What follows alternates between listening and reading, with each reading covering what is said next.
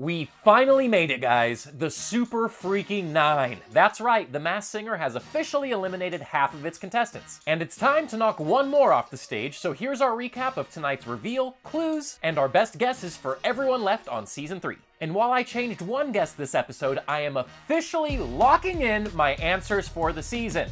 April Fools, I'm not committing to that just yet, but you're gonna wanna hit subscribe and turn on your notifications because I'm pretty sure I'm guessing all this masked mayhem right, but you're not gonna wanna miss it if I'm wrong. Speaking of getting stuff wrong, even I was fooled by a reveal this episode. The guest panelist was revealed to be Snoop Dogg, except it was just Nick's friend who happens to look identical to the legend himself. You made an April Fool of me, Nick. Congratulations. I just gave a man I've never met the longest hug. Anyway, moving past that debacle, the performances this week were honestly some of the best we've seen so far. The Turtle nailed Higher Love by Steve Winwood. The Kangaroo sang her heart out to Not Ready to Make Nice by the Dixie Chicks. White Tiger definitely, performed I'm Too Sexy by Right Said Fred. And yeah, it was no surprise to see White Tiger voted into the bottom 3. Finally. Next up, The Kitty belted It's All Coming Back to Me Now by Celine Dion. Banana took us all to Sweet Home Alabama by Lynyrd Skynyrd. Frog, ironically enough, landed Jump by Criss Cross. And unfortunately, the banana just didn't make the peel and was sent to the bottom 3 as well. Night Angel, as always, amazed us with Rise Up by Andra Day. Rhino gave a strong performance of What a Man Gotta Do by the Jonas Brothers. And finally was The Astronaut with Never Gonna Give You Up by Rick Astley. And the audience just wasn't ready for him to give up either, so they sent the Rhino to the bottom 3. And so, after half a season, the person finally voted to be unmasked at the end of the night was the White Tiger. Listen, I'm not gonna apologize, that dude cannot sing. His clues were also hella obvious. Let's get into it. This episode he hinted, I know I don't have the best voice, trust me, but I do know that I can turn this stage to the raunchiest party on the block. And this episode's contestants are not only sharing a super clue, but an April Fool's hint at what they're not. This White Tiger super clue was him pretending to shoot a basket, which he followed with swish swish. After his performance, his April Fool clue was, I'm not just bronze, I'm brains, I even wrote a best-selling book. The judges set their final guesses as Rob Gronkowski, John Cena, and JJ Watt. Can I get a what? Y'all are still throwing out guesses as wild as Ken and Nicole with names like Hulk Hogan and The Rock. Come on, guys. I've known since day one that the White Tiger is Gronk. Saw that unmasking from a mile away. That party hit this week was obviously referencing Gronk's notorious partying. Plus, he was in Katy Perry's Swish Swish music video and co-wrote the best-selling book, It's Good to Be Gronk. Everyone loved you, dude, but it was time to step aside for the real talent. Me. But I'm not on the show, so here's who's left. The Turtle hinted this episode. I realized that to win, I had to become one with the turtle like a method actor. I run a 10K before each show wearing a 40-pound vest to get used to the heaviness of my show. That's a quarter of my body weight, so to win this you need more than a good voice, so I added tons of choreo even though I'm not a dancer. His super clue this episode was a bit on the super side as he brought out a comic book that reads The Amazing Adventures of Shellboy, priced at $10.13. He also said this is not another teeny clue. After his performance, an April Fool's clue was, I'm not just known for one thing. A man of many shells. I know. Well, that had the judges guessing names like Drew Lachey, Nick Lachey, Brian Luttrell, and Chris Evans? Come on, Jenny, that was a total Ken guess. Mr. Donkey here on YouTube is following her lead, guessing the Turtle as John Cena. Does this 160-pound little dude look like John Cena to you? I look like Mark Wahlberg ate Mark Wahlberg. Anyway, Deanna's guess here is at least a little better than that with BTS's RM, but you're wrong. The Turtle is 100,000% Jesse McCartney. Jesse has done lots of acting outside of his music career, and it's pretty safe to assume 40 pounds is a quarter of his body weight. He's also never been a trained dancer, is of course a former teeny bopper, and was the voice of Dick Grayson, aka Nightwing, on Young Justice from 2010 to 2013. Not to mention, he recently picked the role back up in 2019. Up next, the Kangaroo hinted this episode, I came here to show my strength and bounce back after being vilified by kangaroomers of my past. I've been put through hell this past year, and this performance is my response. Her super clue was, alright dolls, do you know who I am now? As she showed an inflatable kangaroo, and after her performance, she hinted that she's never lived in Australia. The judges' guesses included Amber Rose, Leanne Rimes, and India Ari, while you guys guessed on our last Group A video that she could be Ronda Rousey or Natalie Imbruglia. Well, ding dong, don't believe everything you see on the internet because the kangaroo is definitely Jordan Woods. Listen up.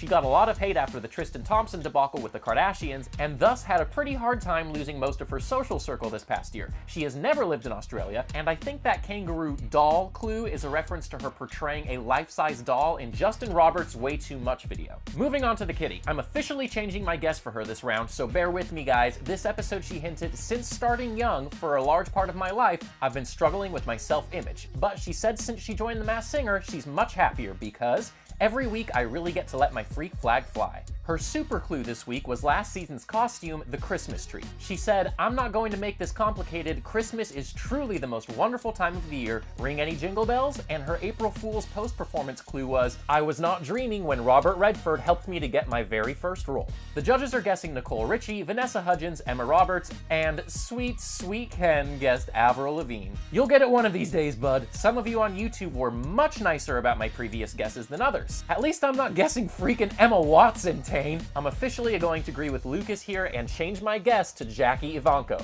She started her career very young, and it was Robert Redford who gave her start in his 2012 film, The Company You Keep. She has a platinum-selling Christmas album, and she's a classical vocalist, so this show is definitely letting her freak flag fly. Sorry it took me so long, I never claimed to be perfect. I mean, I'm amazing, but perfect is a high bar.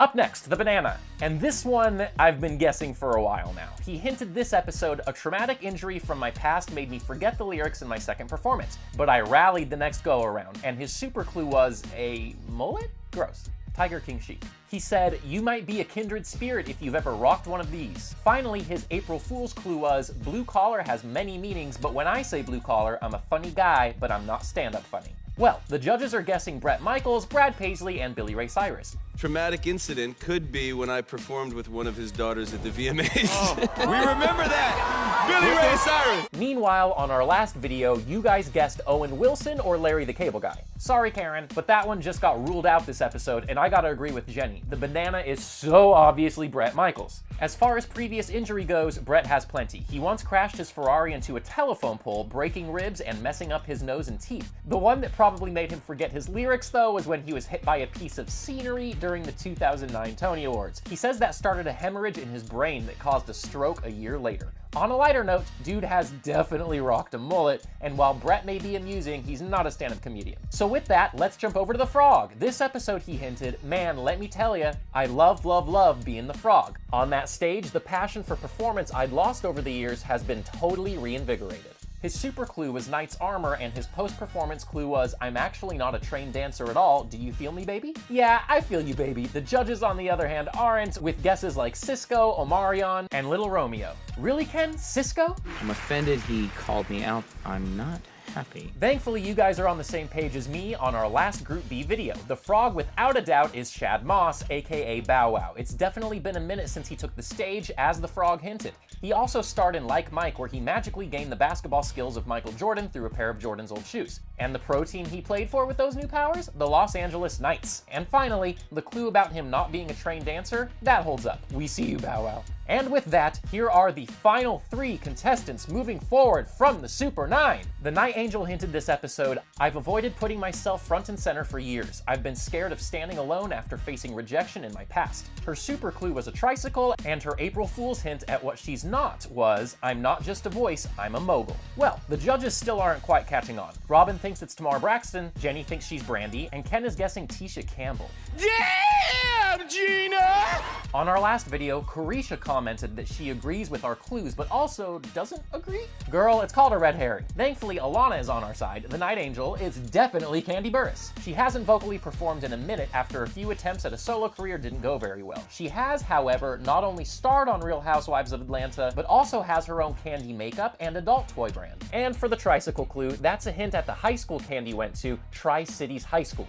Up next this episode, the Rhino hinted, it's funny the panel thinks I'm an athlete because of my size. Music has been my passion since I was a child. 1, I've risen up the Billboard charts, and 2, you may even have an album of mine. His super clue was this slot machine, to which he said, for a quarter, I'll fish you a clue. You know I'm a risk-taking gambling type, but that's not all this means. And his post-performance April Fool's clue was, I'm not nearly as tall as you think I am. The judges are changing their guesses this round to Vince Gill, Duff McKagan, and Derek Jeter? Dang, Jenny, taking 1 out of Ken's booked this episode? Anyway, YouTube, I have almost all of you on the same page as me, but a few of you stragglers are still playing with guesses like John Travolta. Seriously, it's Barry freaking Zito. He released his own album titled No Secrets that peaked at 18 on Billboard's list of US top heat seekers albums. An arm slot is the angle at which a pitcher delivers their pitch, and Zito is known for his 3/4 arm slot. Oh, Zito was also born in Vegas. And finally, Barry is 6'2". All you people out there swearing the Rhino is 6'4" or 6'6". All right, final contestant. Here we go.